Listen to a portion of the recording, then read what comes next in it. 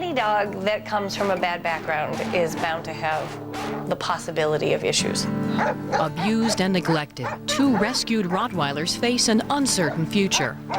Very often you can control behavior, but you can't cure it.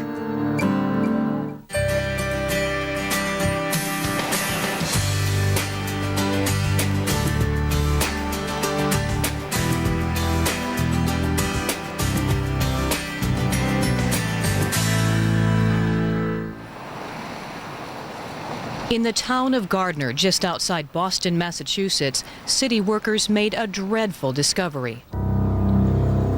For nearly 6 weeks, 25 dogs at the city shelter had been deserted by the animal control officer, left alone with little food or water. When they were finally discovered by volunteers, the call for help went out to the Animal Rescue League of Boston. Well, we're kind of shocked how it would happen, but this is one of the situations with community animal shelters and dog pounds is they tend to put them out in the woods. You know, some people in the city of Gardner weren't even aware that the pound was out here. I started responding late afternoon when it was starting to snow out. We all got up here probably somewhere between like 4 and 6 at night with the snowstorm. It's only a 4-dog kennel, and it was extremely filthy, but the conditions in the kennel were, the smell was horrific, and there was no heat, but there was a heat from the hot water tank that was leaking, and we believe they were getting water from the excess runoff. They had a lot of bite wounds on the dogs because they were fighting over food. It was to the point where they didn't have enough food, so where there was one dead dog, they did actually turn to that as a resource. It appeared that the other animals had eaten part of the animal. The dogs were immediately taken to neighboring shelters and to the Animal Rescue League's Boston shelter, where they received urgent medical attention and food. Alan still remembers a 6-month-old puppy from that day. There was one Rottweiler in particular. He actually didn't fit into the pack system here. He was kind of the weaker, kind of a younger dog, and he basically just kind of stayed in the back. We named him Rufus. In a few weeks, most of the dogs were healthy and ready to be adopted at a special adopt-a-thon held for them. All that is, except Rufus.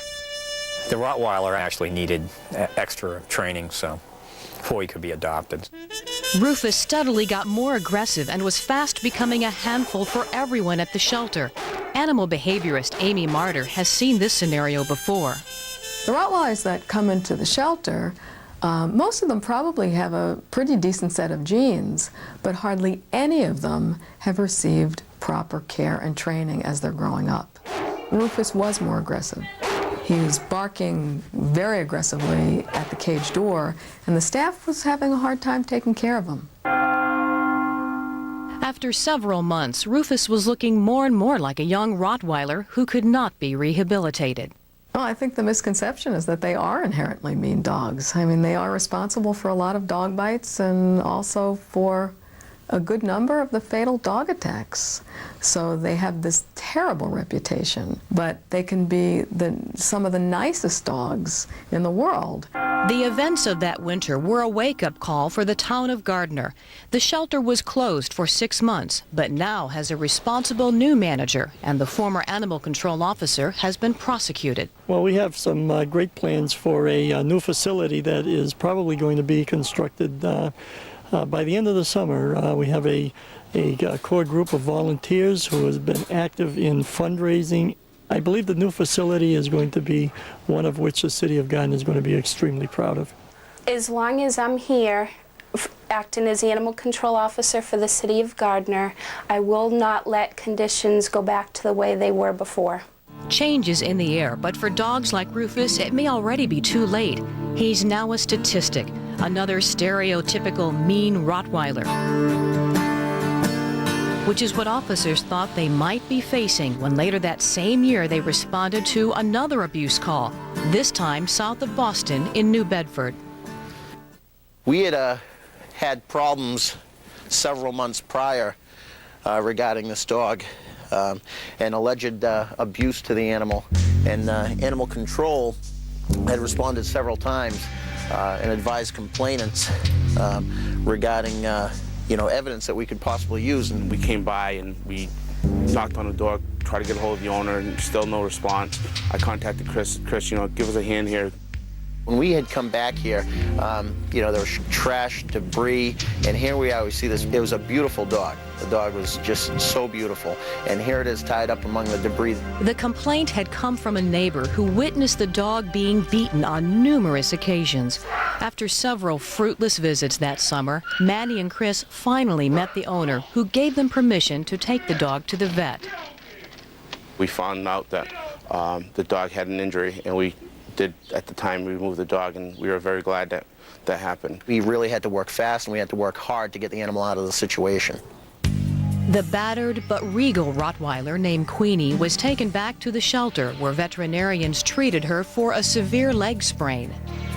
But one of the veterinarians noticed that the dog had what appeared to be a skin condition, so they started shaving it down. And when they got right to the skin, they could see that the whole top of the animal had been what appeared to be burned by either water or hot oil. From the location on the animal's body, it had to come from something quite high. So it looked like maybe from one of these windows. No witness ever came forward, so no charges could be filed. But based on the nature and severity of her injuries, the Animal Rescue League was awarded custody of Queenie. We were told that the owner of this dog, there was some drug dealing going on, so we did contact our narcotics department. It can be a tough neighborhood, and the gentleman that owned the dog was no stranger to crime and having a criminal background. 6 months later, Queenie's former owner was found dead of a drug overdose. We have no idea who really did this, and that's a shame because, again, it's someone getting away with a crime towards a defenseless animal. Now Queenie joins Rufus in limbo at the shelter, two rescued but troubled Rottweilers facing an uncertain future. After several months at the Animal Rescue League's Boston shelter, the two rescued Rottweilers were still a long way from finding homes. Rufus, rescued several months before Queenie, grew more aggressive and needed private sessions with an animal behaviorist.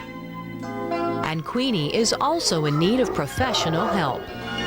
I was called in because she had started to aggressively bite her legs, primarily when food was interfered with.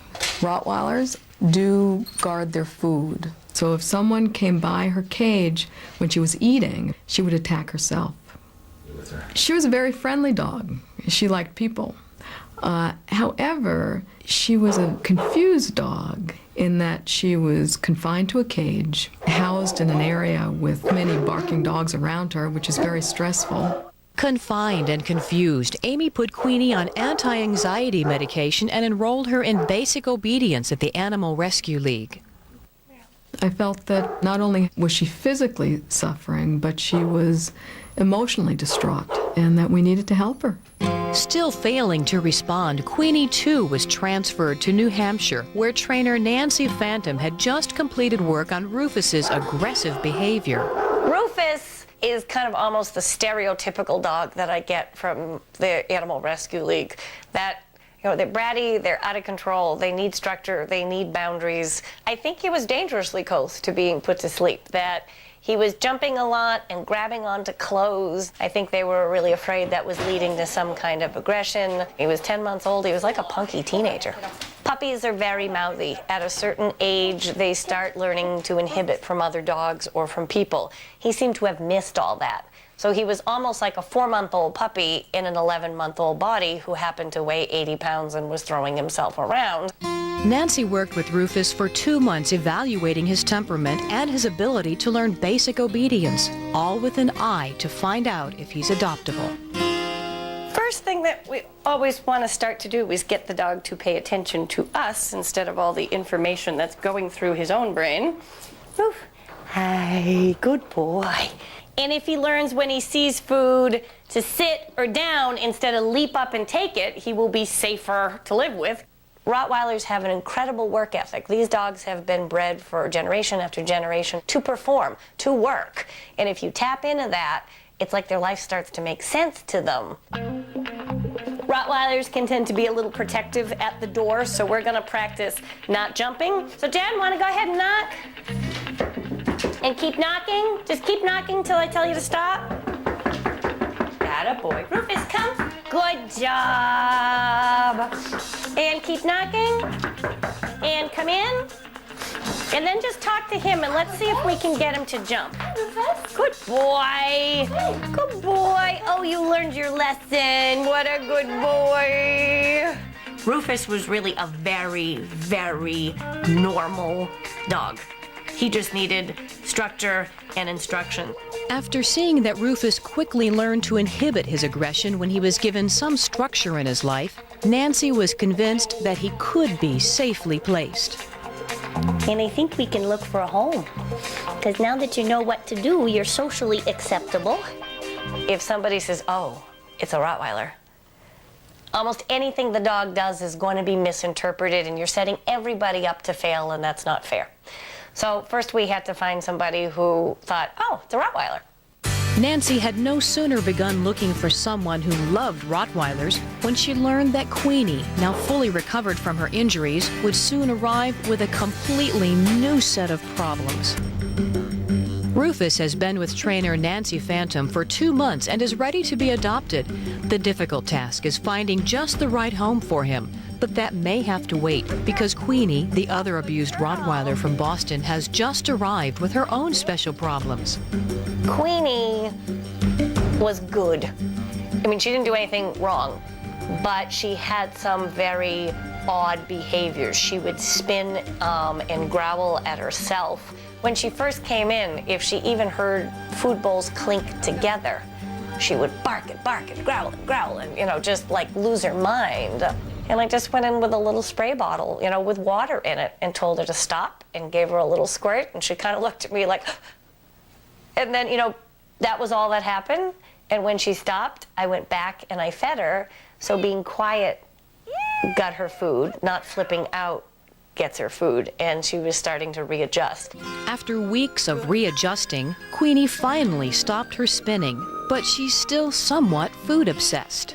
Part of the problem with burn patients is that I guess they need a lot of nutrition, and they gave her tons of food whenever she wanted it, because part of that she needed to heal, but she has become too food obsessed, and so she needs to kind of learn what to do. Queenie, good girl. Another part of Queenie's rehabilitation, because she was abused, is finding out what things may trigger inappropriate reactions. Now, we're actually not going to use this hand signal for down with her because she's afraid that someone's going to hit her. I believe that dogs who have had traumatic experiences have flashbacks. So what we were trying to do during the training process is figure out some of the things that might cause flashback behavior. We can also try to desensitize her to that by raising my arm and patting her, and raising my arm and patting her, so that you start to create a new association that's pleasant. This dog has never exhibited, she won't try to bite you. She was like an abused child. I mean, in that if someone wasn't screaming and hitting her, then, well, it's not so bad. I mean, no dog deserves what she got, but she's just so sweet. While she was training with Queenie, Nancy got a call from Julie and Mike Todd, a couple who had just bought a house in Northwood, New Hampshire, and were looking for a dog. I just always had a warm heart for animals, and it was important to find a place that would sustain that. We'd been looking for a home, and once we found the home, it was just finding the right animal that wanted to come stay with us. As a child, we had cats, but we never had dogs or any large pets. Although they had always wanted a dog, the fact that they had never owned one concerned Nancy until she met them. They were open to listening, they were open to learning. Sometimes it's almost better to have somebody who's had no experience because they have no preconceived notions. When we got in touch with Nancy, she asked us what was important to us in an animal, in a dog, what we were looking for, and then she showed us what met our criteria. Rufus was probably more ready to go than Queenie. They just loved him. It was good chemistry between the three of them.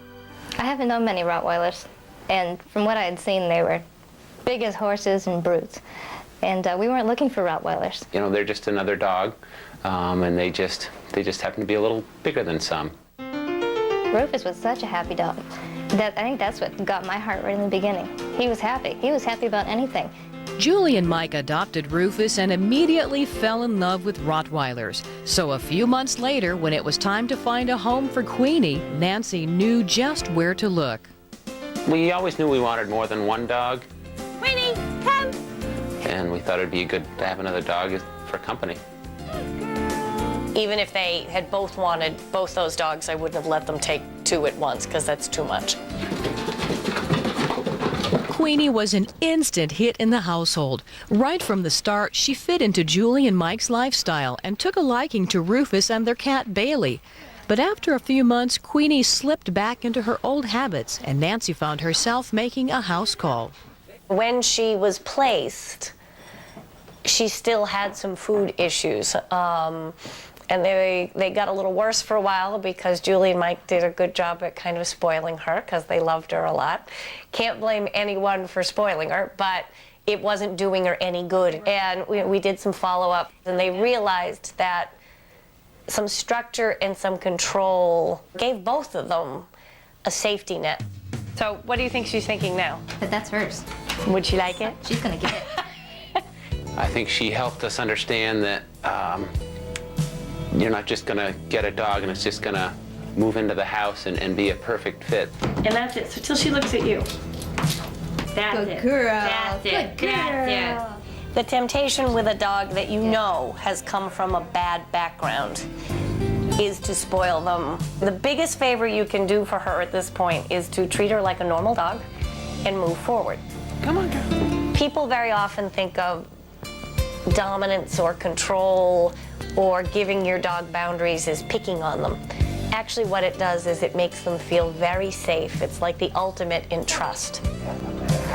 All dogs need a leader. And a leader doesn't mean you're mean. A leader means you set boundaries, you set limits, you praise, you correct, but it's all within a scope of fairness. As dog owners, Julie and Mike may be newcomers, but they're already learning that having a good relationship with your dog is an ongoing learning process. Just such a good girl. You know, you just need to be able to understand that some dogs might require a little extra work on your part. They look like a couple of puppies playing when you get them outside. It's really amazing. After Queenie had been living with them for a few weeks, Julie and Mike decided to do one more thing with her, change her name. We kind of try to think of a name that would be fitting to her, and she has a habit of sitting down and crossing her front legs, so she just looks like such a proper lady. So I always tried to call her Lady. When bad things happen to really good dogs, they're still really good dogs. Genetically, in their heart of hearts, you know, these are good dogs. And so the bad incidents didn't change that they were good dogs. Finding the right home for dogs like Rufus and Lady has been rewarding for all involved. But there's one more thing that would put the icing on the cake for the people who came to their rescue. I very rarely get to see the outcome. I hear of it, but it's odd that I actually get to see the end result, only because after this case is done, we move on. I would say 99% of the time I never get to see the dog that we rescued in a new home, so that would be great. The Todd family is about to experience a reunion to remember. Rottweilers Rufus and Lady have come a long way since the day they were rescued. They've been placed in just the right home with Julie and Mike Todd. And today is a special day because the Todds get the once-in-a-lifetime chance to actually meet the people who saved their two dogs. You know, it's great that, you know, there are people out there that are willing to put the time and effort in to help save these dogs. You don't just go about the business of rescuing animals and placing them with compatible households. You don't do that unless your heart's in it. We all had hopes that they could all be nursed back to health, get cleaned up, find good, happy, healthy homes. Queenie, I'd wish for a home that the owners had a lot of understanding, a lot of compassion, and just that she gets treated right. Hey. When the rescuers finally arrive, they can't believe the two friendly dogs that greet them at the door. Hi, Sally. Oh my goodness, you look so much better. Oh, I didn't know she was going to still have this guy. Rufus. This is Chris, Brian, Alan, Diane, and Manny. This is the reason why I do this job, is because this is perfect. It really is. It's a perfect home. Ending to a bad situation turns so good and just a loving home. I think that considering what they've both been through, I think they're doing absolutely wonderful. Very friendly, very happy. It shows that just a little time that you put in with your animal, that you can get some really good, great results out of it and get a lot of love back. I can go home being satisfied that every day that we try to do the best we can and for the animals in the city. The dogs have come a long way since their rescue and have touched the hearts of all who have heard their plight. And you'd be happy to know that the Gardner Pound now is a very compassionate, humane place and has a good animal control officer, and cases like Rufus are dealt with immediately. Watching them go from, being this close to being gone, and now being a dog that probably most people would say, God, that's the kind of dog I want, is, it's really satisfying. It's pretty overwhelming having everyone here. I mean, I'm getting the good feelings, because they're happy. And these dogs, they just turned out great, especially knowing now what they went through. I'm really impressed by the mettle that they have. With a little help from their friends, Rufus and Lady beat the odds and broke the stereotype just by being who they are, good-hearted Rottweilers.